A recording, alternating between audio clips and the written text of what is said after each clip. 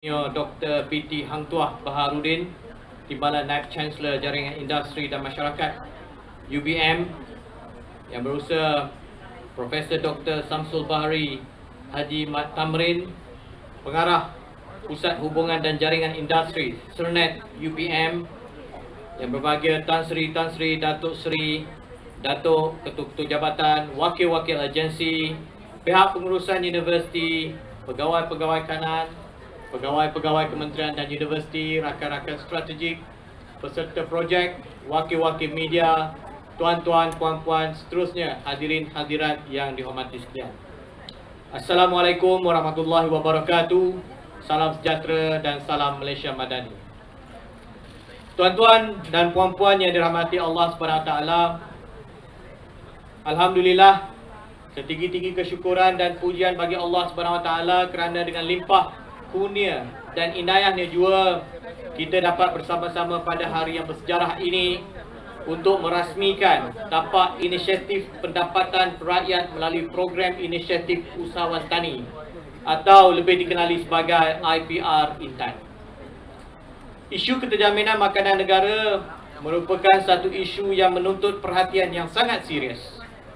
Perancangan dan pelaksanaan yang lebih sistematik, tersusun dan berterusan mesti dilakukan dan dipikul bersama-sama oleh semua pihak.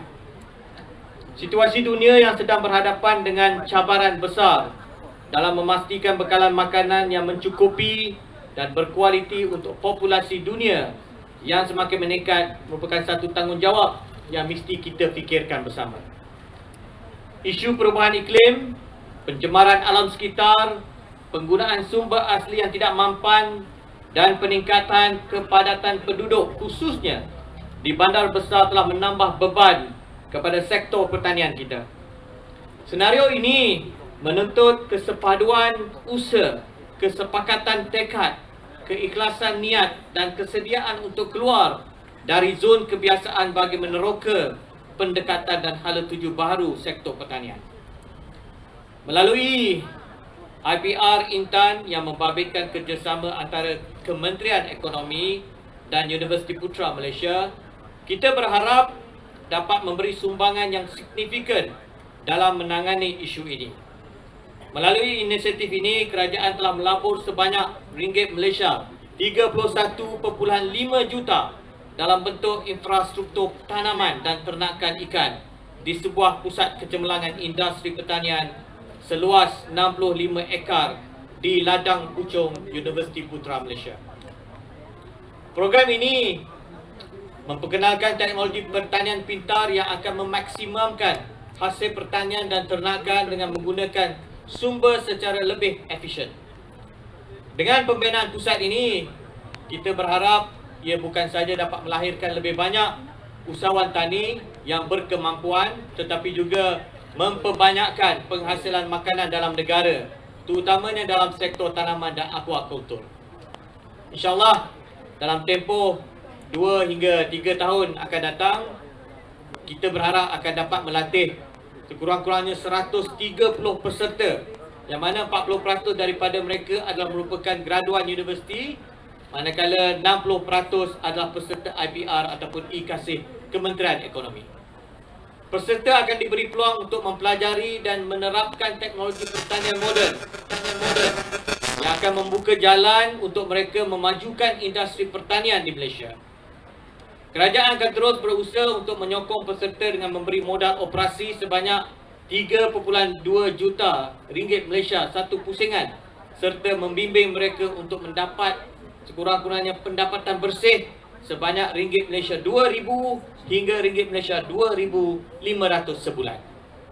Ini adalah langkah yang penting dalam usaha kita untuk menambah baik kualiti hidup rakyat Malaysia dan mengurangkan jurang ekonomi antara miskin ataupun miskin tegak. Hasrat kerajaan adalah untuk memastikan rakyat dapat menikmati kesejahteraan hidup dengan semangat kebersamaan menerusi cerminan Malaysia Madani. Tuan-tuan dan puan-puan yang saya hormati sekalian, saya yakin dengan inisiatif seperti IPR-INTAN UPM ini, kita dapat memastikan keterjaminan makanan di Malaysia, memperkuatkan ekonomi negara dan pada masa yang sama memberi peluang kepada rakyat Malaysia untuk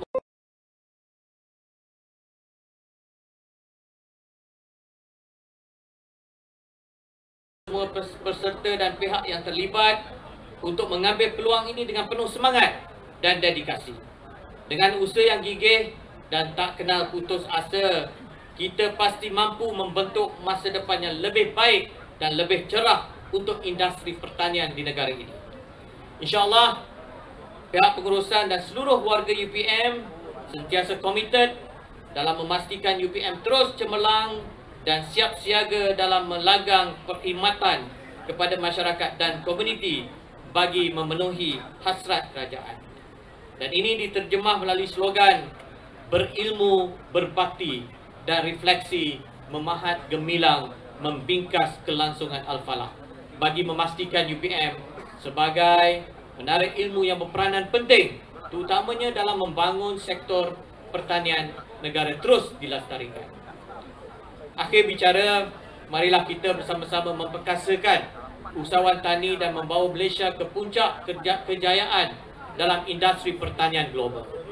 Semoga segala usaha yang kita lakukan ini Allah SWT rahmati dan berkati serta dihitung sebagai amal kebaikan di sisinya nanti, insya-Allah. Saya sudahi ucapan saya dengan kalimah mulia. Wabillahi taufiq wal hidayah. Wassalamualaikum warahmatullahi wabarakatuh. Sekian, terima kasih.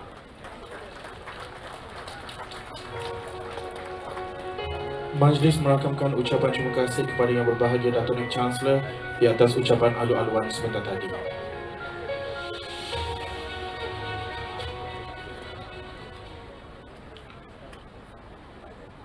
Baiklah para hadirin sekalian, seterusnya majlis dengan penuh takzim menjemput dan mempersilakan Yang Berhormat Rafizi Ramli, Menteri Ekonomi, untuk menyampaikan ucapan seterusnya merasmikan Pusat Kecemerlangan Industri Pertanian IPR-INTAN UPM. Majlis dengan segala hormatnya mempersilakan.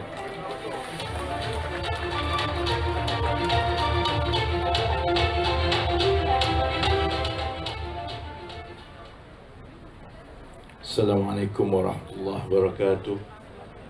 Salam sejahtera, selamat petang. Alhamdulillah rabbil alamin, wassalatu wassalamu ala asyrafil anbiya wal mursalin wa ala alihi wa sahbihi ajma'in.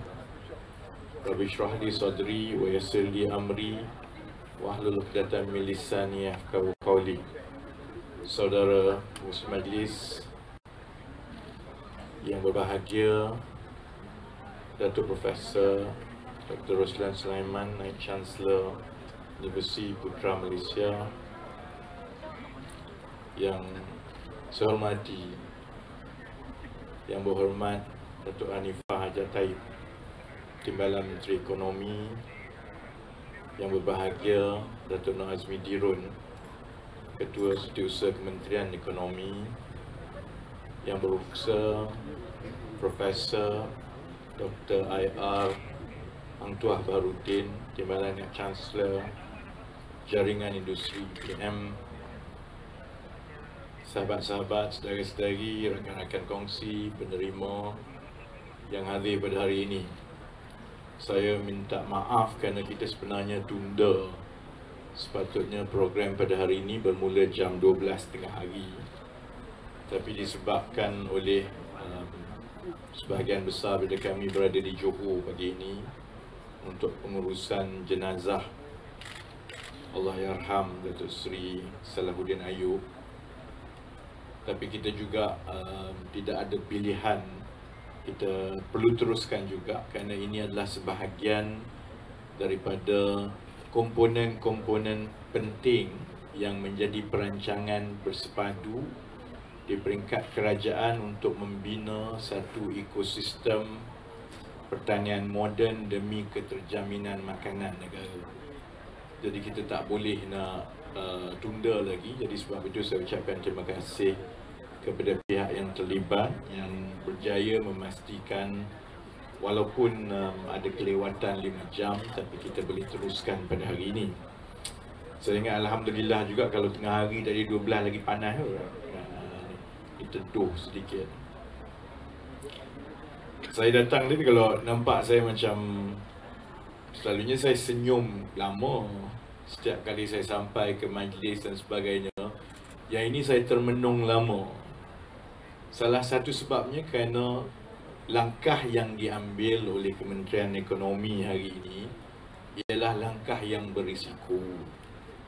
Peruntukan yang diberikan kepada satu pusat, iaitu UPM, untuk membina satu infrastruktur pertanian moden sebanyak 31 juta, saya pasti kepimpinan dan pengurusan UPM faham dia tidak mudah begini.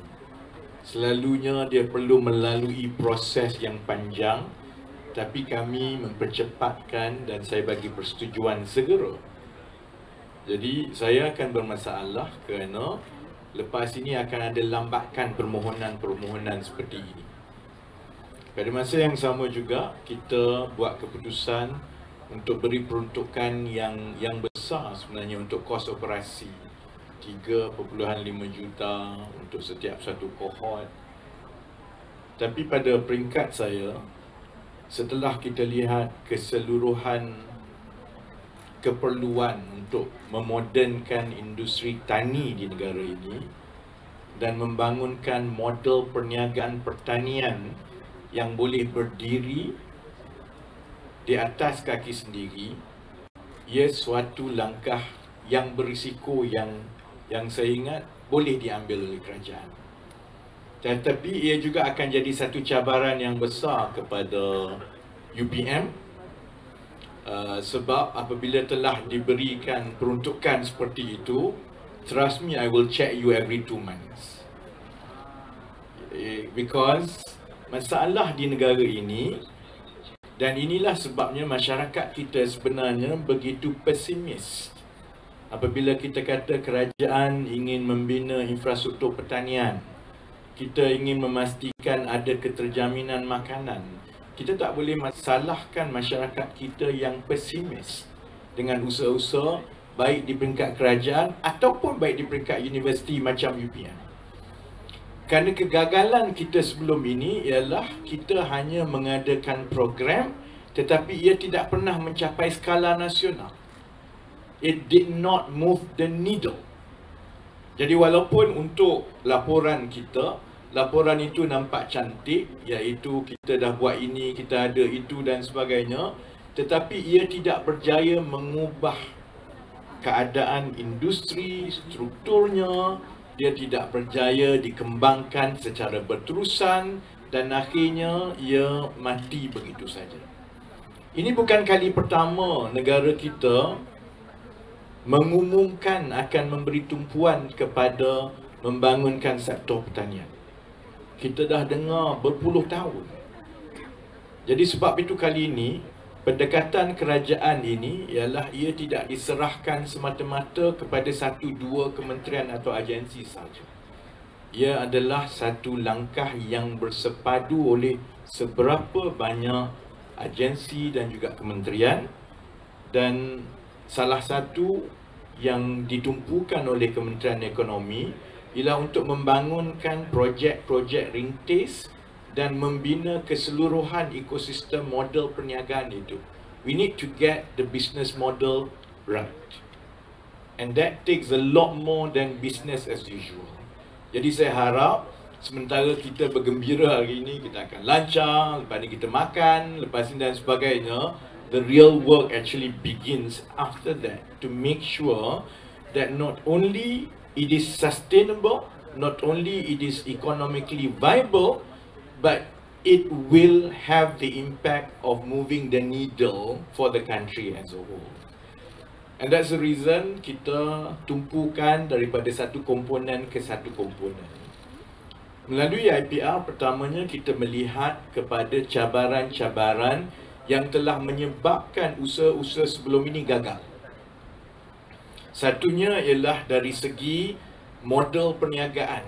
Sebelum ini, mesej negara dan masyarakat ialah jumlah bertani, ia boleh menghasilkan pendapatan. Tapi kamu pandai-pandailah sendiri bertani. Jadi akhirnya tanah yang nak jadi usahawan tani itu kena cari sendiri. Lepas tu marketing dia kena cari sendiri.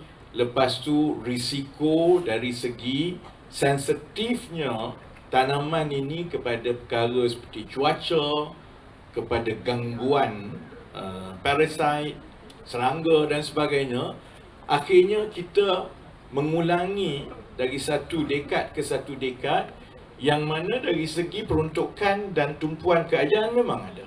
Kerajaan bagi peruntukan, kerajaan bagi bantuan, tetapi selalunya dia tidak berterusan. Selepas 4-5 kali, selepas 2-3 tuaian, orang lagi. Itu satu. Yang keduanya, keadaan di negara kita sekarang ini perlu mengambil kira bahawa pertanian telah menjadi satu industri moden. Dia bukan lagi zaman dulu yang ada tanah, ada cangkul, kemudian boleh bercucuk tanam. Dia sebenarnya perlukan pelaburan, infrastruktur, dia perlukan pengetahuan. Sebab itu kita tidak lagi boleh melihat kepada mereka yang menyertai pertanian sebagai petani. Mereka ini sebenarnya profesional tani. Dan mereka perlukan bukan sahaja pengetahuan tentang tanaman, agro ataupun aquaculture, mereka sebenarnya perlukan kemahiran kejuruteraan dan terutamanya kemahiran perniagaan.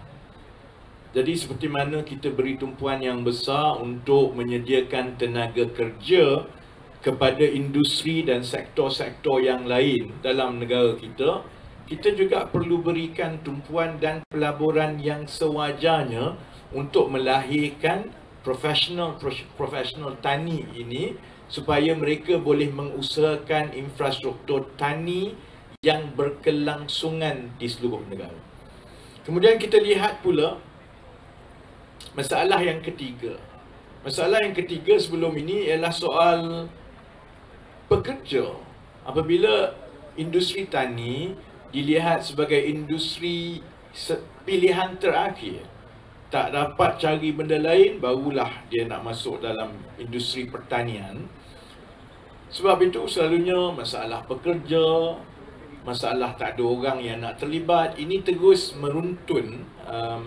Kalaupun ada usahawan-usahawan yang nak mengusahakan tapak-tapak pertanian. Dan kita juga kena menerima hakikat bahawa pertanian moden perlu diuruskan seperti sebuah perniagaan. Dia tak banyak beza dengan satu tapak kilang. Kita ada infrastruktur awal, seperti juga kita ada kilang. Kita akan ada pengurusan yang perlu diuruskan secara profesional. Dan mereka yang terbabit di dalam operasi pertanian ini, mereka tidak ubah sebenarnya seperti bekerja di kilang-kilang elektronik.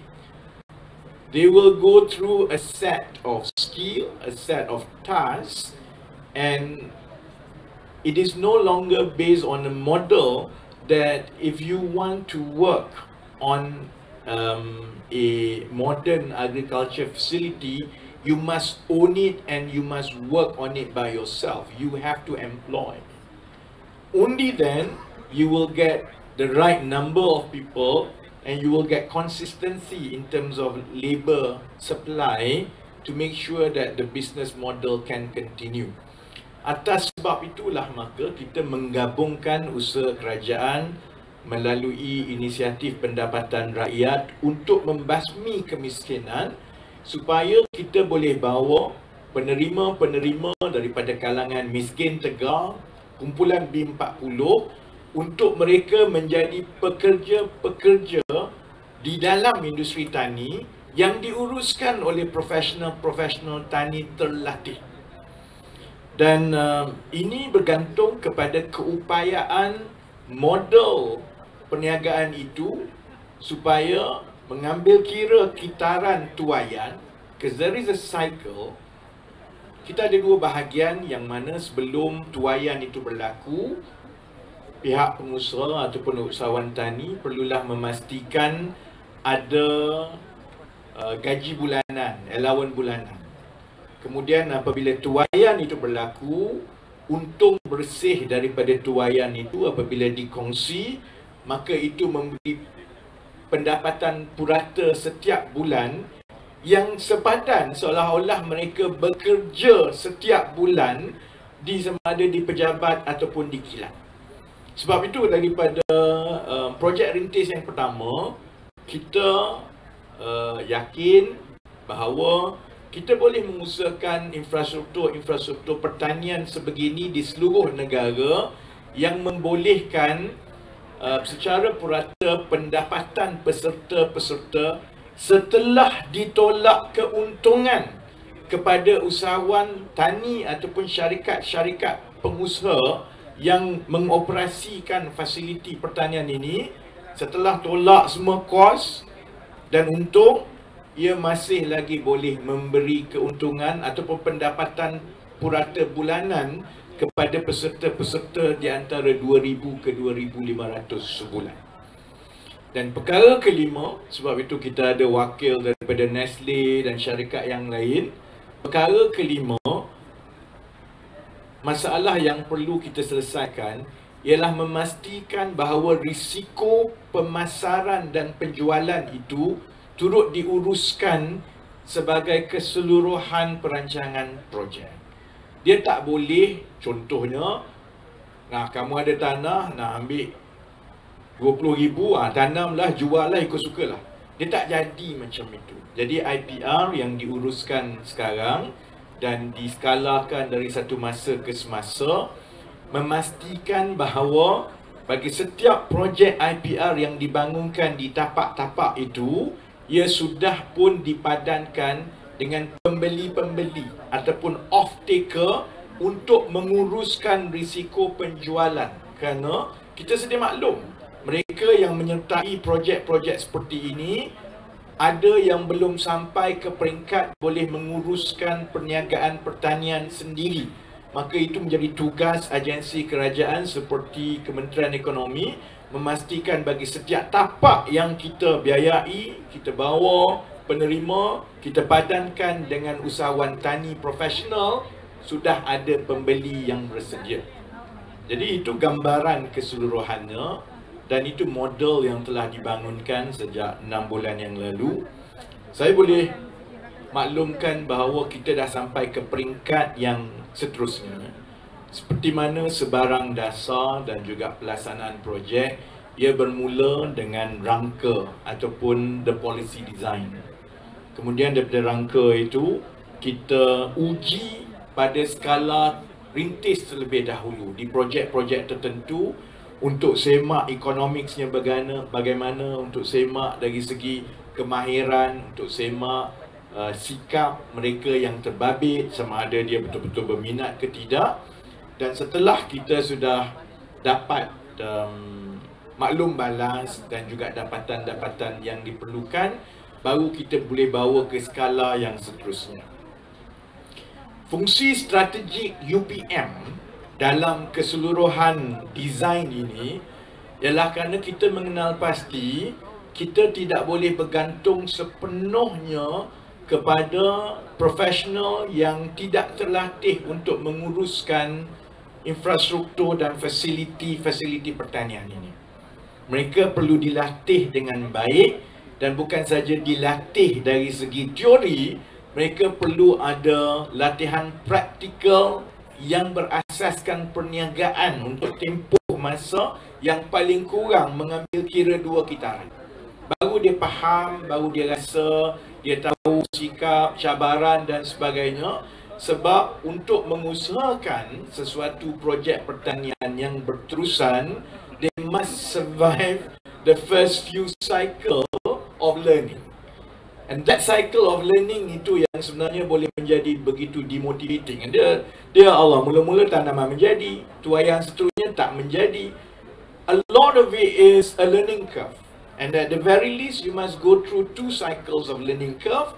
Dan kalau mereka, usahawan-usahawan tani ini, terutamanya yang muda-muda, buat sendiri, it can burn your fingers.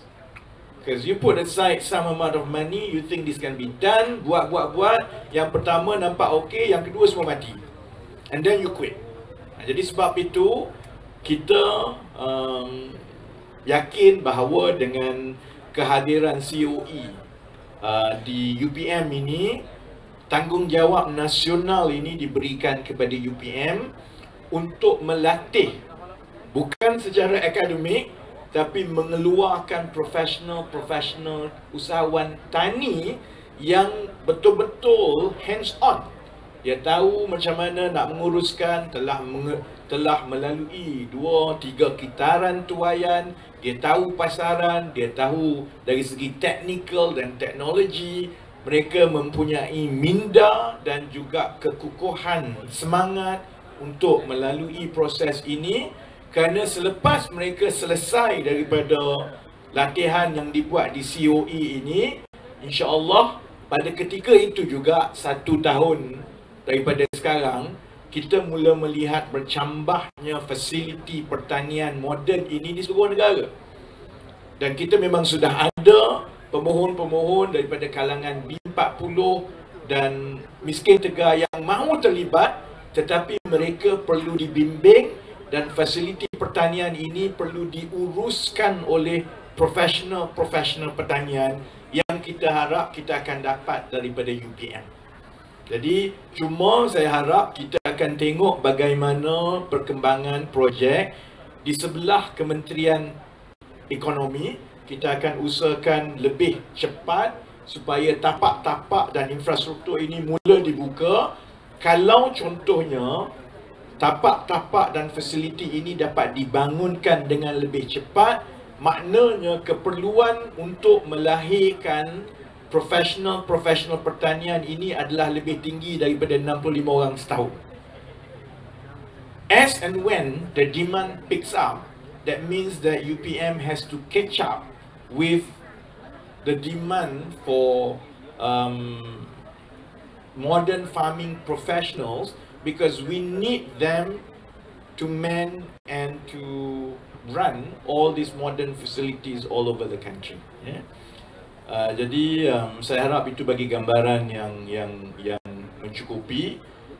Itu sebenarnya tujuan kita, dan itu juga saya harap bagi gambaran yang menyeluruh kepada rakan-rakan strategi kita, baik daripada kalangan syarikat korporat yang akan menjadi off-taker, ataupun peserta-peserta yang akan menyertainya, ataupun adik-adik yang menjadi cohort ataupun batch pertama COE. Ini sebenarnya tugas adik-adik. Kalau masuk lepas tahun, kamu keluar bawa Grab, kita orang cari. So it's your job to go all over the country to run these facilities. Dan kerajaan mengambil risiko yang besar, kerana kita memberi peruntukan yang besar untuk memastikan pertanian moden ini akhirnya betul-betul berlaku di Malaysia. Kalau tidak, kita bercakap sampai bila-bila. And for that, untuk tempoh 2-3 tahun pertama ni, memang kita sanggup memberi peruntukan infrastruktur yang besar. Dan sebab itu juga, pada hari ini, saya boleh berkongsi dengan mereka yang hadir bahawa setelah 6 bulan, Kementerian Ekonomi telah pun berjaya melepasi fasa awal untuk 1000 ekar yang pertama. Saya pasti kalau sahabat-sahabat yang pernah berada, sama ada dekat UPM ke, daripada agensi-agensi pertanian, saudara-saudari semua tahu bahawa perkara yang paling susah ialah nak dapatkan tanah. Nak bercucuk tanam kat mana tanah tak ada. Dan itu juga cabaran utama oleh usahawan-usahawan tani muda. Dia nak bertani sebenarnya, tapi tanah tak ada. Jadi yang paling banyak pun dia dapat 1 ekar, 2 ekar, dibuat di kawasan sendiri. Jadi fasa awal IPR ialah untuk Kementerian Ekonomi pergi kutip tanah. Saya ingat kutip tanah ni mudah. Rupanya tak mudah. Orang dah ada tanah, dia tak nak bagi kat kita. Tapi kita mengenal pasti bahawa dalam sistem kerajaan ataupun sektor awam, dia banyak tanah-tanah yang ada. Contohnya tanah yang telah pun dikenal pasti untuk projek-projek akan datang, tapi projek itu tak berjalan lagi. Jadi selepas kita kira-kira, sebenarnya kita yakin kita boleh terus dapatkan tanah-tanah ini untuk pembangunan infrastruktur dan fasiliti pertanian ini di seluruh Malaysia. Tanah ini selalunya diberikan baik oleh jabatan-jabatan kerajaan ataupun kerajaan negeri ataupun agensi-agensi pertanian kerajaan negeri. Lepas 6 bulan kami sudah berjaya dapatkan persetujuan dan kerjasama daripada negeri-negeri dan 1000 ekar pertama telah pun melepasi fasa. InsyaAllah selain daripada yang telah dilancarkan di Petaling Jaya, kemudian minggu depan kita insyaAllah akan lancarkan di Putrajaya campur dengan yang ada di bawah UPM ini, dan terus akan dilancarkan. Lancar tu sebabnya dia bukan pergi pecah tanah. Sebab saya pembangkang dulu, kalau pecah tanah saya gelap. Pecah tanah ni tak aci lah. Kalau nak buat projek ni maksudnya dia dah siap. Bila kami kata lancar, maksudnya greenhouse dan infrastruktur tu dah siap dan dah berbuah.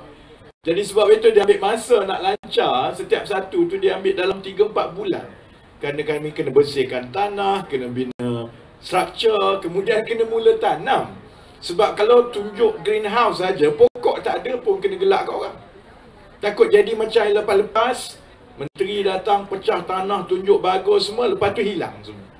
Masa tu letih kami nak menjawab. Jadi kita meletakkan bahawa pelancaran itu ialah infrastruktur tu dah siap dan juga tanaman itu dah dekat dengan kitaran tuaian kali pertama.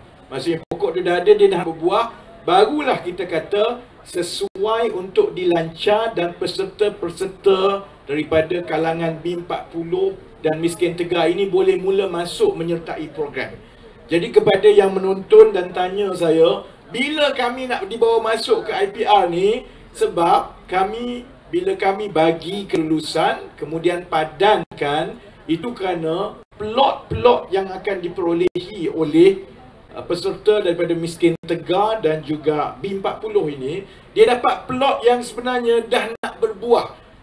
Jadi kalau mati lepas tu memang salah korang. Sebab sebelum kita bagi tu, kita dah jaga semua, hampir kitaran pertama dan hampir boleh petik dah. Tapi sebab kita tahu sebelum ini, kalau kita bawa daripada awal, selalunya orang cepat putus asa. Dia rasa payah, buat, dia kata, saya tak nak buat lah, saya nak buat benda lain. Jadi sebab itu kita bawa peserta-peserta, selalunya di peringkat yang dah 3 suku nak tuai lah. Jadi lepas ini, daripada 1000 ekar ini, insyaAllah daripada 1 ke 1. Dan itulah yang kita perlukan, profesional daripada COE untuk mengendalikan tapak-tapak dan fasiliti pertanian ini. Dan akhir sekali, selepas kita telah melalui fasa bekerjasama dengan agensi-agensi sektor awam, Kementerian Ekonomi sekarang yakin sudah sampai masanya untuk kita meluaskan lagi. I think I need a drink. Dah.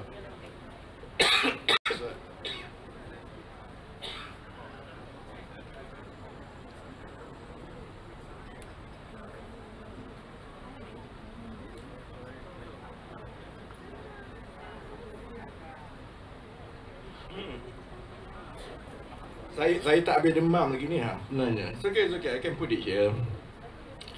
Jadi kita sampai ke fasa yang saya ingat dinanti juga oleh orang ramai. Kerana sebelum ini dia melibatkan tanah-tanah sektor awam. Kita kena kutip daripada agensi kerajaan dan lain-lain. Tetapi kita juga sedia maklum bahawa ada banyak tanah-tanah persendirian dan tanah-tanah swasta. Tanah-tanah persendirian ini banyak juga dalam bentuk tanah-tanah terbengkalai ataupun idle lands. Dia mungkin tak sebesar 20-30 ekar, mungkin 5 ekar, mungkin 10 ekar. Syarikat-syarikat juga ada yang berkemahiran untuk menguruskan infrastruktur ini. Tetapi mereka tak ada tanah, mereka hanya ada kemahiran. Jadi sekarang sudah sampai ke peringkat yang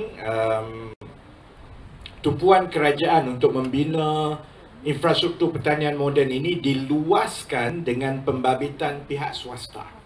kita tak buka terus kepada pihak swasta kerana kita nak kena uji dahulu model ini dengan agensi-agensi kerajaan.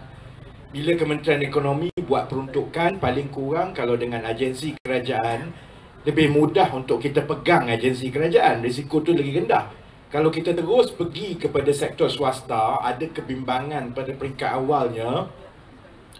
Kalau due diligence itu tidak dibuat dengan baik, kalau ada 2-3 yang usaha sama dengan swasta itu gagal, dia akan menimbulkan rasa sanksi tentang usaha kerajaan untuk membina infrastruktur pertanian moden ini. Jadi belum apa-apa lagi, with 1 or 2 failures, it will just kill off the whole focus. So that's why in the beginning we focus with the public sector as part of our learning curve, and after managing and planning for the first 1,000 acres, we now have the confidence to open it up to the private sector. Jadi insyaAllah Kementerian Ekonomi akan mengeluarkan dokumen RFP, request for proposal, dalam masa terdekat untuk menjemput syarikat-syarikat pertanian moden, untuk menjemput individu-individu persendirian yang mempunyai tanah. Sebab memang sejak 6-7 bulan yang lepas, kami dapat banyak permohonan daripada terutamanya anak muda juga yang memang dia ada tanah 10 hektar, 15 hektar, tapi dia mungkin tidak ada kemahiran ataupun dia tidak ada modal yang mencukupi untuk mengusahakan pertanian moden. So we will go through application by application. Of course, there will be a series of conditions and rules, and also it has to be based on accountability because it's public money. But the general idea is this. It has to be an equitable partnership. If the private sector or individuals inject your lands, government may consider some sort of grant on certain conditions, that you have to run it as part of IPR.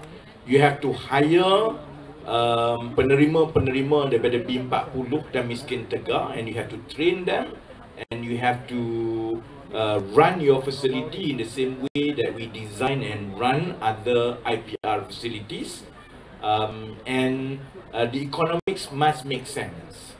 Jadi dia akan melibatkan due diligence di pihak kerajaan untuk memastikan bahawa ini bukan skim cepat kaya. Tengok orang masuk pertanian, nak masuk juga tapi tak ada kemahiran, tak ada aset dan tidak berniat pun untuk kekal dalam pertanian itu. So I think insyaAllah our plan is to issue the RFP and to open for private sector's participation supaya kita boleh scale up daripada 1000 ekar pertama ini.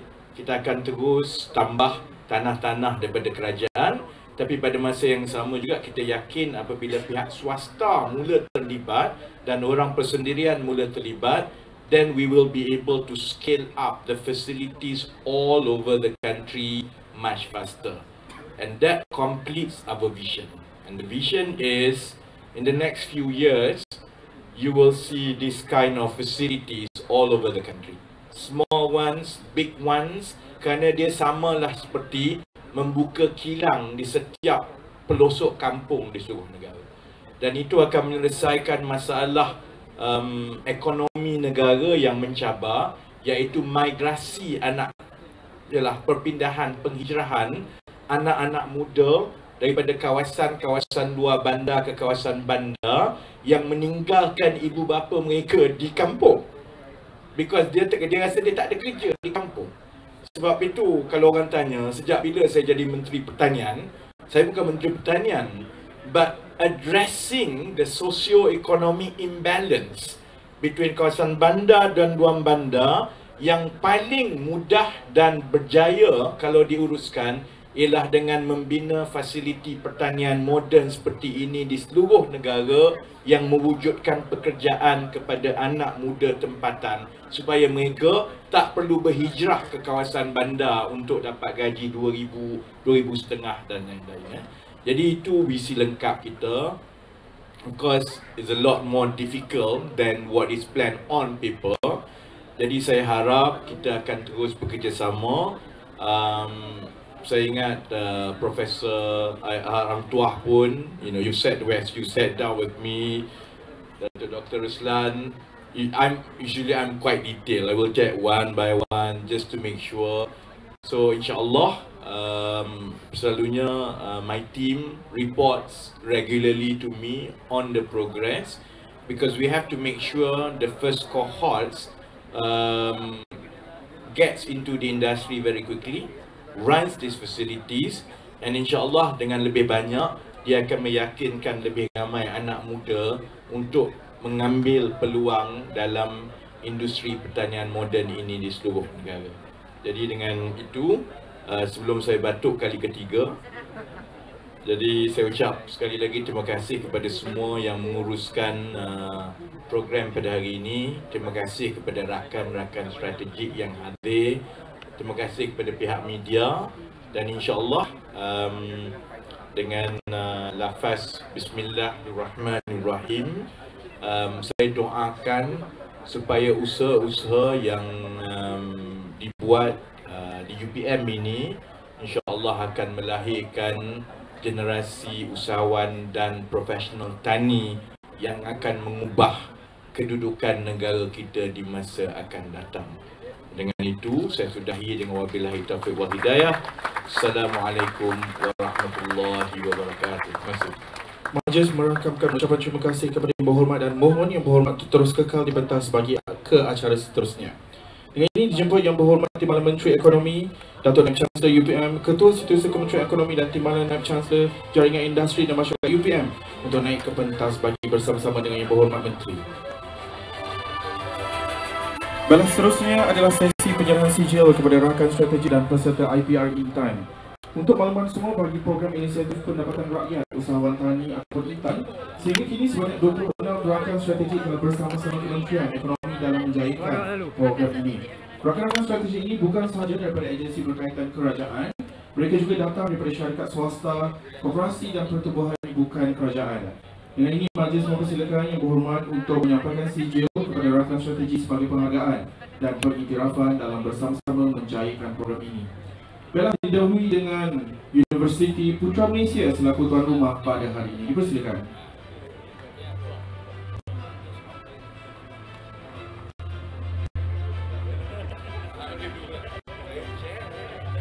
Baiklah, seterusnya dipersilakan rakan strategi Perbadanan Putrajaya yang merupakan yang menjayakan projek IPR-INTAN antara yang pertama di Persin 9 Putrajaya yang diusahakan bersama Pertubuhan Peladang Kawasan Kuala Langat. Dipersilakan.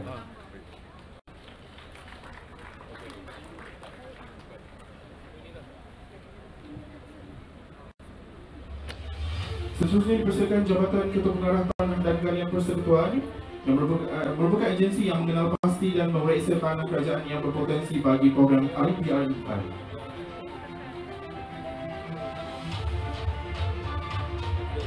Seterusnya dipersilakan Jabatan Pertanian Malaysia yang meneliti kesesuaian tanah untuk projek pertanian. Dipersilakan.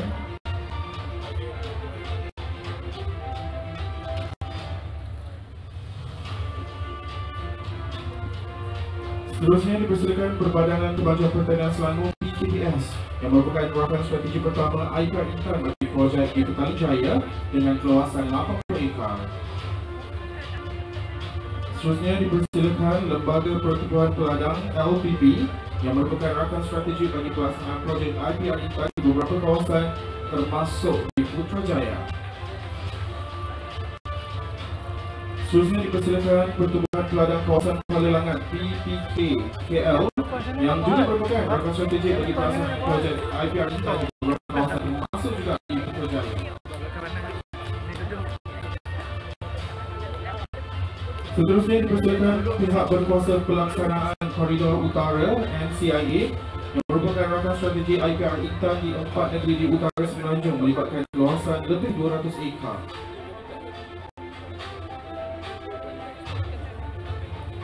Seterusnya, majlis mempersilakan Majlis Pembangunan Wilayah Ekonomi Pantai Timur ECERDC yang merupakan rakan strategi projek IPR-INTAN di 4 negeri iaitu Kelantan, Terengganu, Pahang dan Johor. Dipersilakan Lembaga Industri Getah Sabah LIGS yang merupakan rakan strategi projek IPR-INTAN iaitu tanaman nanas MD2 di kawasan seluas 500 ekar. Projek ini akan memanfaatkan 450 peserta. Dipersilakan Koperasi Komuniti Selangor Berhad Komuniti yang merupakan rakan strategi koperasi pertama yang akan mengusahakan projek IPR-INTAN di Shah Alam.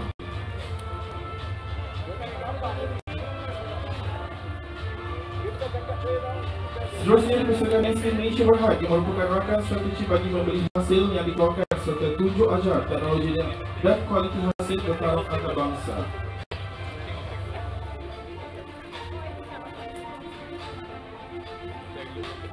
Seterusnya dipersilakan Etika Jeneral Takaful Berhad yang merupakan rakan strategi untuk perlindungan insurans kepada projek dan juga peserta IPR-INTAN.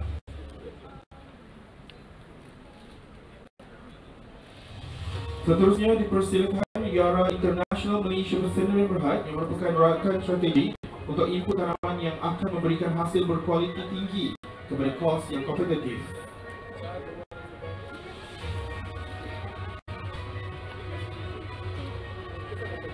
Seterusnya dipersilakan Grasi Chili Farm Serdang Berhad, syarikat swasta berkepakaran tinggi yang akan bersama-sama dengan projek pelaksanaan projek.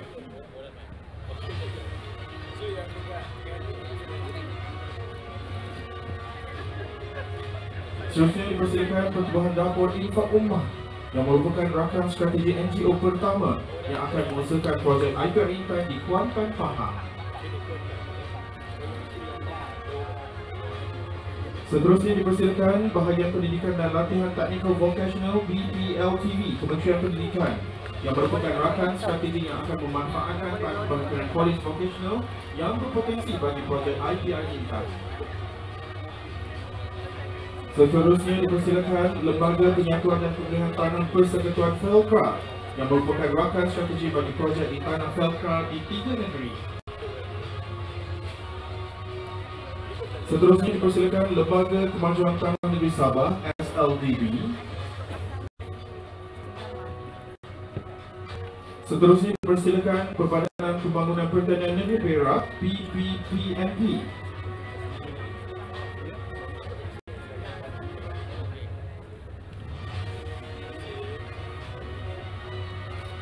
Seterusnya dipersilakan Perbadanan Kemajuan Negeri Kedah PKNK yang dilaksanakan oleh Kumpulan Bina Darul Aman Berhad BDB.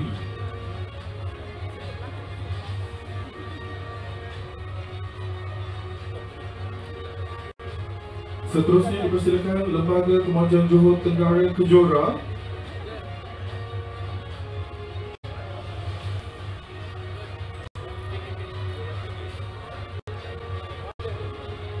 Seterusnya Perbadanan Majlis Agama Islam Negeri Sembilan MAIS.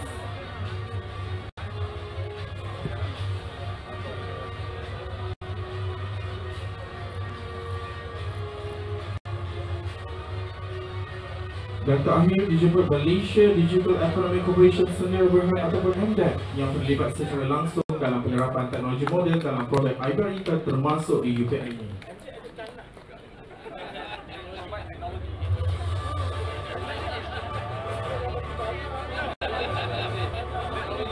Baiklah sekalian, untuk makluman terdapat 2 rakan strategik yang tidak dapat hadir pada hari ini iaitu pihak berkuasa pembangunan ekonomi dan pelaburan Sabah sedia dan juga Lembaga Kemajuan Wilayah Pulau Pinang Perda.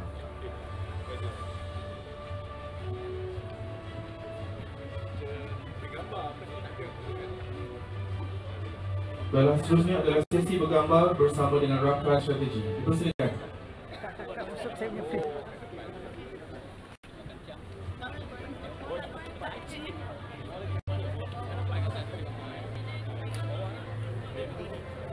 Bang, belakang sikit kamera boleh bang?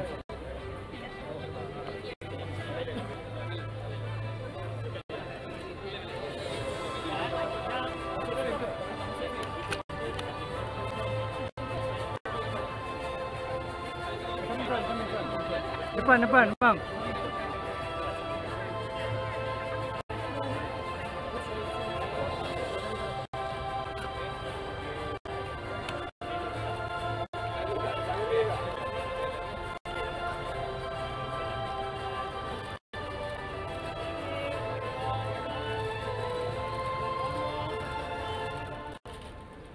Dalam majlis meraskamkan ucapan terima kasih kepada kesemua rakan strategi.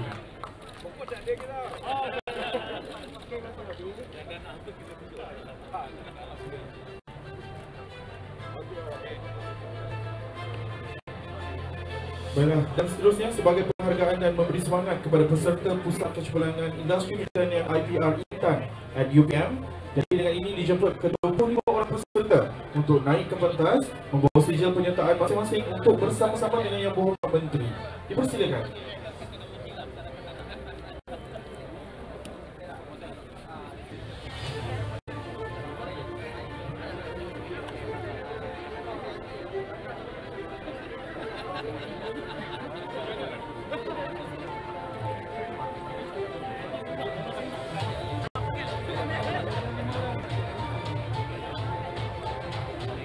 Dalam untuk makluman para hadirin sekalian, peserta yang dipilih ini telah melepasi saringan oleh UPM dan terdiri daripada graduat dan orang awam yang berdaftar di Bakalan Data IPR.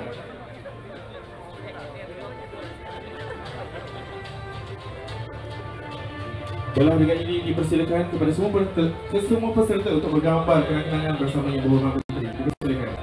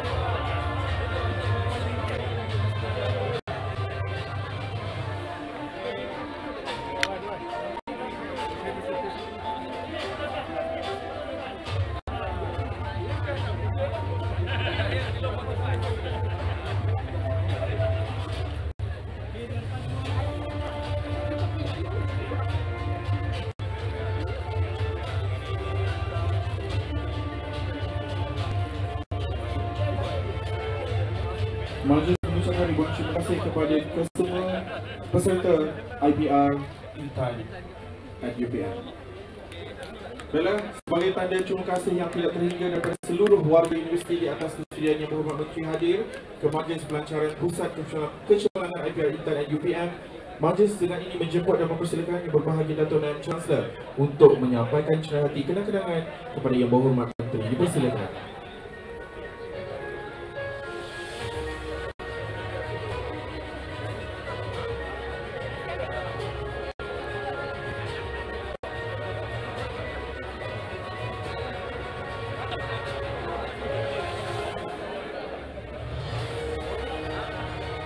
Dekat sangat kak, orang belakang tak boleh tengok.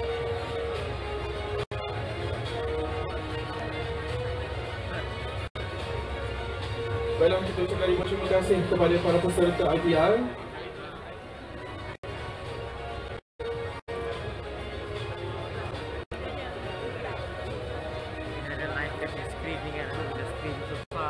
Satu lagi dia bagi semua orang duduk kat depan tu. Orang belakang tak boleh, saya yang buat lah. Dalam seterusnya adalah sesi penyampaian cenderahati kepada Yang Berhormat Menteri sebagai tanda terima kasih yang tidak terhingga daripada seluruh warga universiti di atas kesediaan Yang Berhormat Menteri hadir ke Majlis Pelancaran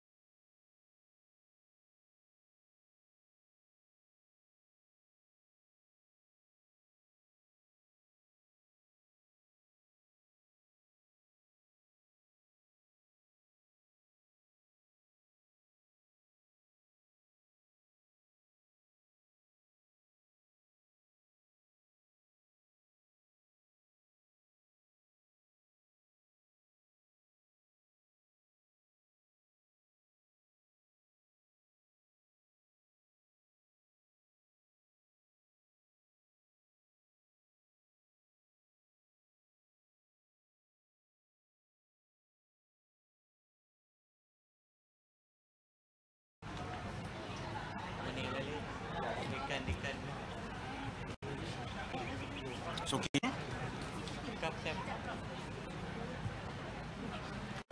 Assalamualaikum warahmatullahi wabarakatuh. Salam sejahtera. Kita nak balik rumah ni tau, 6 suku dah ni. Ini dah after office work kan. Terima kasih kepada semua rakan media. Program pada hari ini, walaupun dia ialah mungkin nampak mudah dan simple, tapi dia adalah satu fasa pencapaian yang bagi kami di peringkat Kementerian Ekonomi adalah sesuatu yang penting, kerana walaupun pada pandangan kasar sektor pertanian ini sesuatu yang mudah, tetapi sebenarnya dia sangat rumit, dan sebab itulah pelbagai usaha oleh pentadbiran yang lepas menemui cabaran-cabaran. Jadi ada risiko bahawa tumpuan kerajaan untuk membawa pertanian moden tidak akan berjalan dengan baik sekiranya ia tidak dirancang secara tersusun. Sebab itu kami pastikan bahawa perancangan ini berlaku dari satu fasa ke satu fasa, dan kalau ada yang mengasakan ia mengambil masa, memang ia melibatkan banyak pihak, dan dia juga melibatkan membina banyak kapasiti. Jadi pada hari ini, seperti yang saya telah nyatakan dalam ucapan tadi, dan saudara-saudari rakan media akan dapat perincian contohnya mengenai tapak-tapak IPR yang 1000 ekar di seluruh negara itu dalam kenyataan media yang akan diedarkan selepas ini. Tapi hari ini juga ialah berkenaan dengan usaha selari kita untuk membina keupayaan teknikal di dalam pertanian moden. Sebab kita tahu bahawa kita tak boleh buat tanpa kita mula membina kepakaran pertanian moden kita, dan kita kena bermula daripada yang muda, walaupun tadi yang ada yang menyertai tak muda sangatlah, ada umur 40 dah. Tapi kebanyakan daripada batch pertama itu adalah yang muda. So let me repeat that very quickly in English for the benefit of our friends. As all of you who have been following our work for the last 6-7 months understand, the Ministry of Economy has been working on building a sustainable modern agriculture in this country, and it does require working with many sectors, many groups, and therefore the planning is very important to make sure that we don't repeat some of the mistakes of the past. And it is a lot more complicated than what was understood in the past. It does require building up a total ecosystem. And in the same way that we approach manufacturing or other industry, we have to make sure that all the components are in place. So we have managed to build up land banks for modern farming facilities like this all over the country. The first 1,000 acres have more or less progressed to the next level, which is the building up the infrastructure. We've gone through the process of getting the lands from the landowners, and those partners, strategic partners that you see today, those are all the government agencies at the federal and state level that had come on board and work with us by offering the lands, because it's not easy to convince agencies to partner with us and open up their lands for this. But the focus today as well is to get it off the ground. The first cohort of modern farming professionals, and that heavy task has been given to UPM, because we understand that we do need to train agro professionals, because it is complicated. It requires a lot of technical knowledge. It requires business skills, and most importantly, it also requires mental agility, because unlike manufacturing processes where everything is set and it works exactly as designed, agriculture produce doesn't work like that. It is a learning curve that you have to go through after the first or second harvest. Only then you can fine tune your. It's an art. It's not, you know. It requires farming facility managers who are able to last beyond the first 2 or 3 harvests, which are most challenging. So the first cohorts will enroll, I think in about 2 months from now. So they will go through a 12 months training for agro entrepreneurs, and for aquaculture it takes slightly longer, 1.5 years.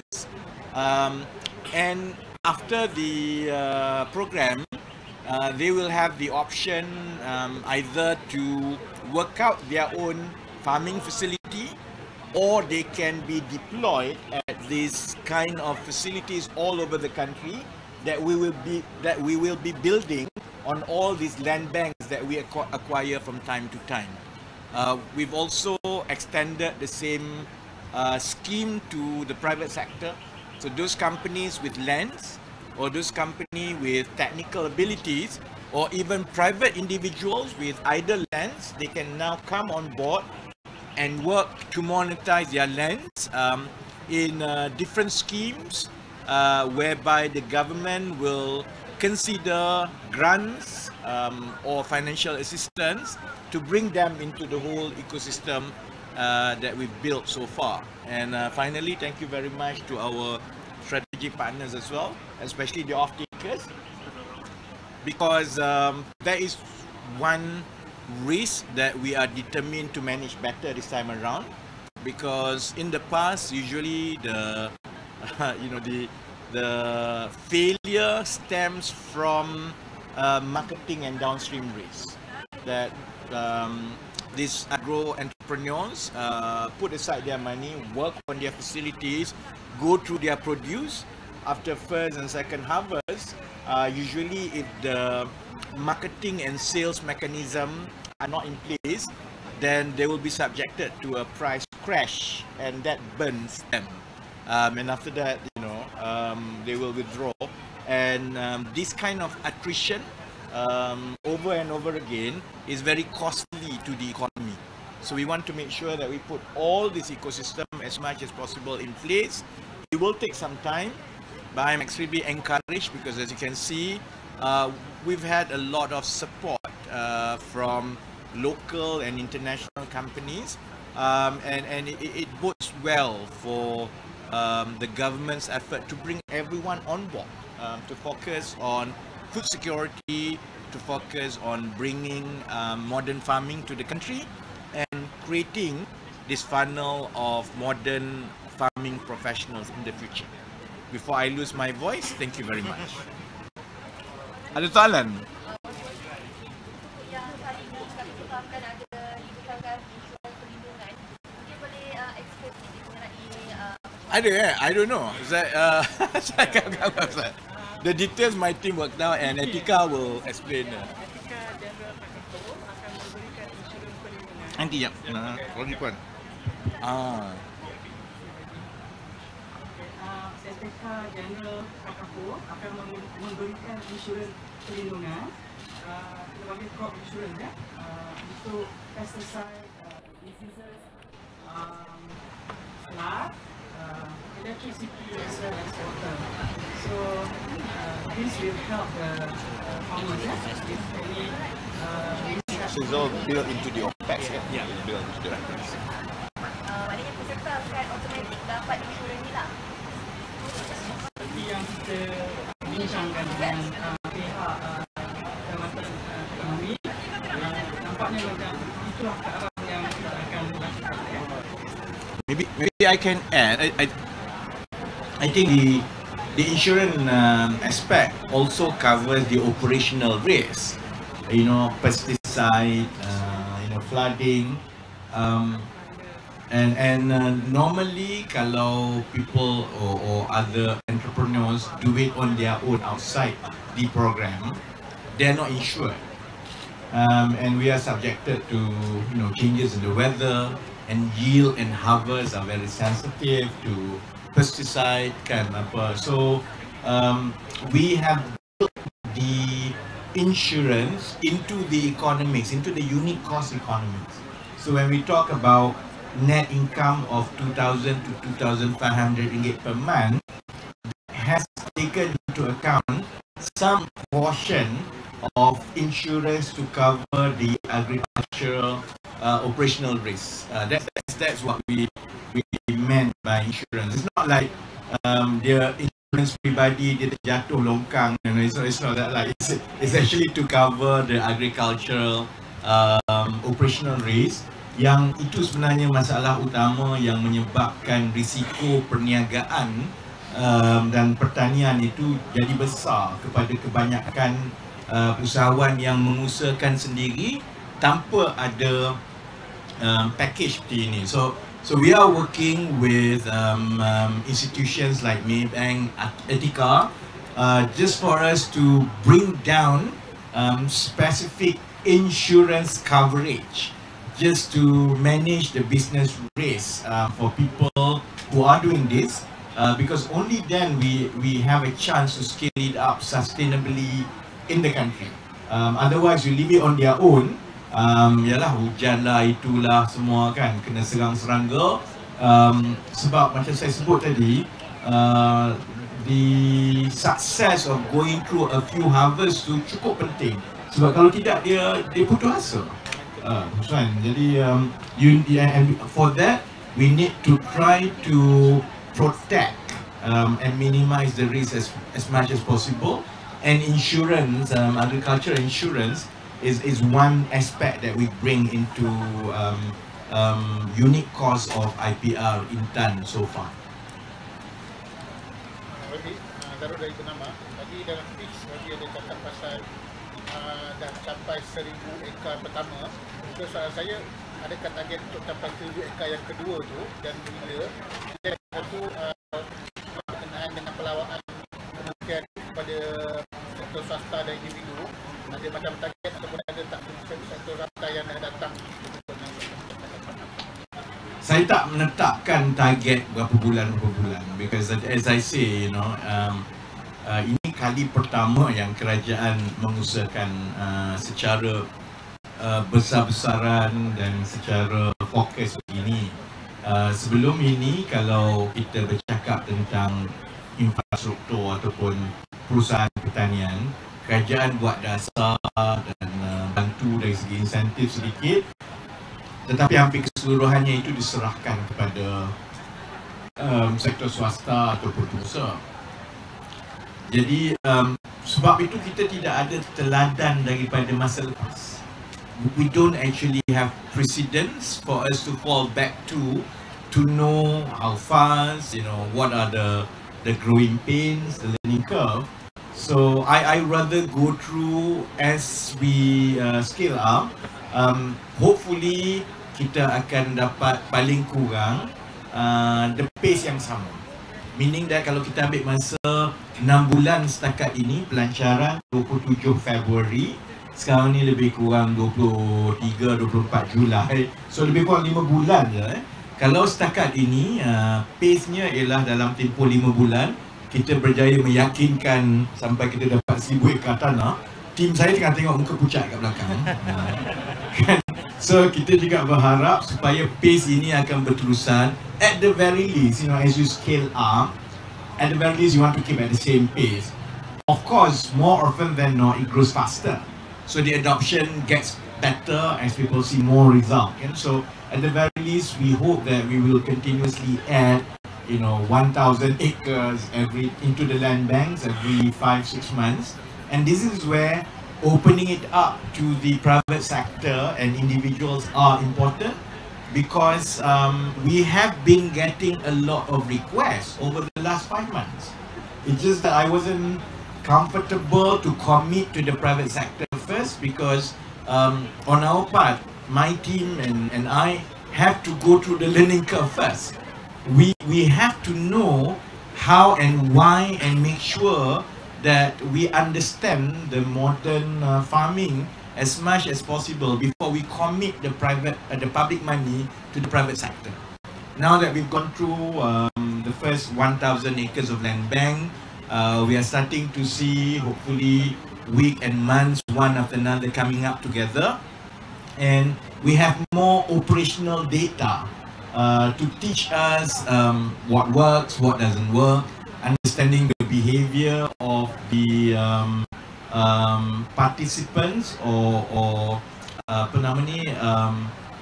recipients from B40 and Miskin Tegar, and see whether they can last long enough into this program. And that, I think, allows us to start talking to the private sector. And I think the adoption by the private sector, I think it will be even quicker than the public sector, because it has always been a lot of requests. Can we partner with government? I have this so much land, or I run this modern farming company. We've been doing this, but we can scale up much further. What can we work with government? So those questions have been coming. There have been a lot of interest in the last 5 months. Now it's time for us to start doing the due diligence properly on all these requests and proposals. So that's why we'll go through the request for proposal process. We'll open it up, and my team and government will go through each one. We'll look at the operational feasibility, we'll look at the financial and unit cost sustainability, we'll look at their track record, and from there I think it's a lot easier for it to take off on their own with the private sector, because they have been doing this, and hopefully with a nudge and assistance, and now that they are part of the whole IPR ecosystem, that can allow them to scale up much faster too. Hang on, I'll take from the media first. So this is on That's politics. Before let's talk about the plans first. Before politics. Anyone else? Any questions on the IPR before it goes? My name is Minhaj. I am from Silicon Valley, and I worked here in Malaysia before. I actually represent the Muslim community of the United States. I'm part of the leadership. We are looking at the Muslim world in terms of, due to climate change crisis, different technologies and different ways of doing agriculture and renewable energy. In fact, we have even a certain fund of about $250 million.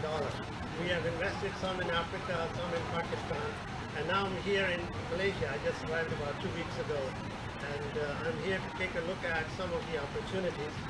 I have dealt with UPM a little bit before, in terms of our MOU for the solarized precision agriculture. I believe that since there is a tension between the United States and China going on, and they agree only on one thing, that is climate change. And this is an opportunity for Malaysia to stand up and build on technology and build it faster. And I think Malaysia can get its food import bill reduced considerably. It's about a 7-year cycle. I mean, I think you mentioned about going up and down and moving the needle. I agree with you on that. But I think within 7 years, if right technologies are adopted and enough focus is put on them, I believe the goal can be achieved. But anyway, I'm here to offer my services. It's more than the question, it's offering of services, and I have about $50 million that will be more than happy to invest in Malaysia. Thank you very much. So I think, as I mentioned, we intend to open up the government's land banks, the private land banks, and bringing everything together. and that includes people who have had experience and funding, and that does not preclude foreign participation as well. In fact, some of the pilot projects that we are looking at does include some kind of foreign expertise from other countries as well. So I'm sure, I mean, I'm sure you'll see for a while, you know, just follow through the news, and there's an open channel for people to participate. Yeah, sure.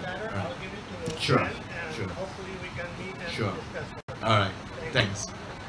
Okay, you want to ask political question? Go ahead. Okay, yes. So PN Hamzah Zainuddin, he said he's going to reveal the letter that was sent by Saifuddin to him. And this is from FMT, is it? Yes. Yes, FMT like this story. Yeah. Yeah. So in the letter is allegedly Yeah. to ratify the party election results last year. So he says going to reveal it on the PRN campaign page.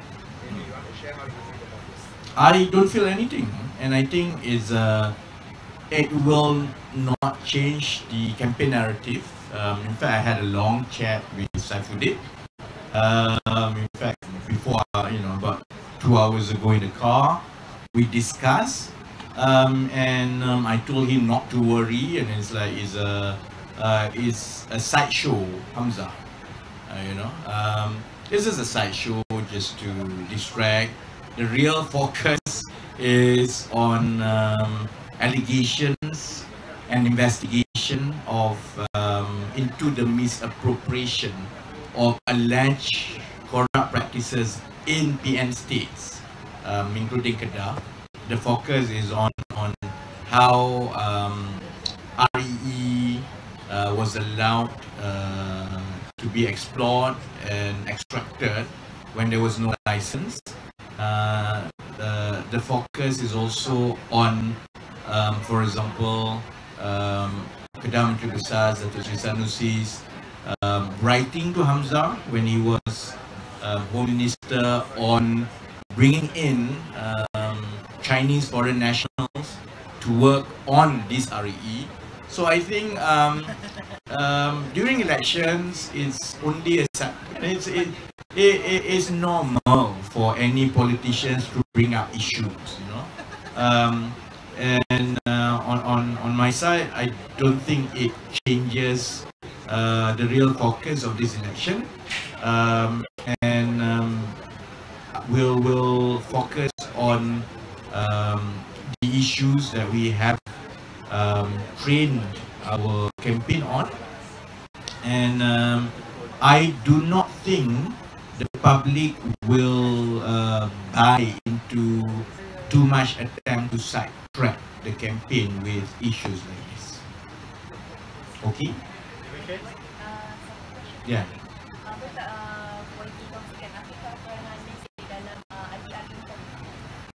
Nestle adalah off-taker kan, jadi as we were developing and designing the program over the last 4 or 5 months, what I noticed was the pessimism against modern farming, against agricultural produce, is this idea that it's very difficult to sell. It's like, it's such a risky business because we have to put in our money, and then we have to work, and we have to wait for the harvest, and then the harvest might take 4 or 5 months, and then what if no one is going to buy? There's always that question. And there's always this market practice where without the right ecosystem, it means that farmers are the last end of the value chain. They are at the most upstream. And then more often than not, the thinking is that, the margin is very much parked more downstream between wholesaler all the way to retailer. And it is actually an impediment for people to get involved with agriculture, because people always feel that there's no point doing it because I can't sell. I can plant, but I can't sell. And that's why at the right price, you know. And that's why it was very important when we developed IPR that as much as possible we sign up off-takers straight away and strategic partners, because as we speak to businesses, you know, F&B companies, it was quite obvious that there's adequate, if not you know, very big demand for fresh produce. But if we put ourselves in the shoes of, you know, companies like Nestle or supermarket giants, they require a reliable and sustainable supply.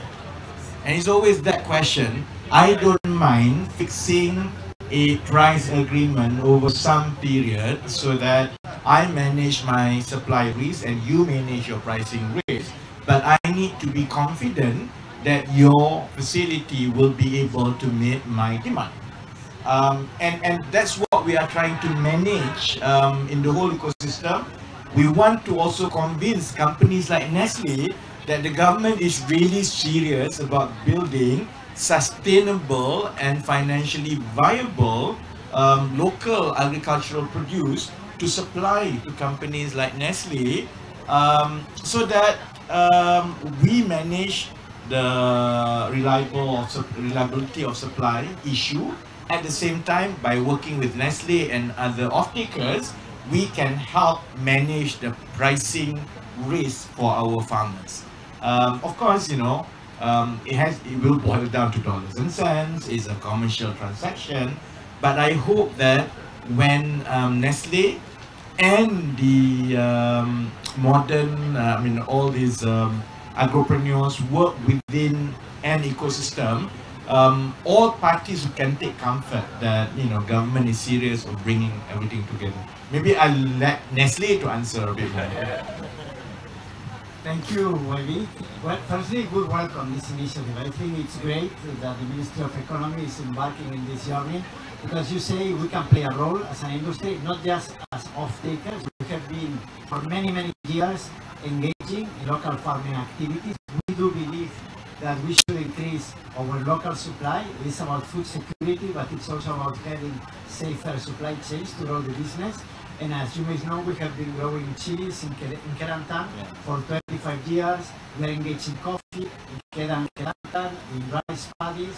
So we believe that there is great potential. We have to import some fresh products because we don't manage to produce sufficiently in Malaysia and consistently throughout the year. So really, all these are a great opportunity to upgrade the skills of the farmers and create this more reliable supply that we are really looking forward to contribute to. Thank you. And I think, imagine, you know, it's like if you are running your own farm, and when people ask you where do you sell, who buys from you, say it's Nestle.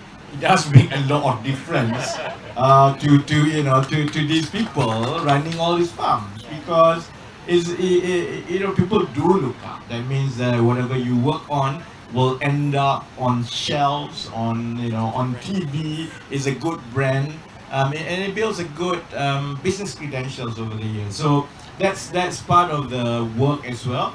We want to bring and work with as many off-takers and strategic partners at Nestle, because as I mentioned, we require a whole nation approach to make this work, and it requires the private and public sector and giants like Nestle, and I'm sure it will, as we roll out more and more of such farms supplying to companies like Nestle, I'm sure more and more young Malaysians say, this is something that I can do for a career or for a profession.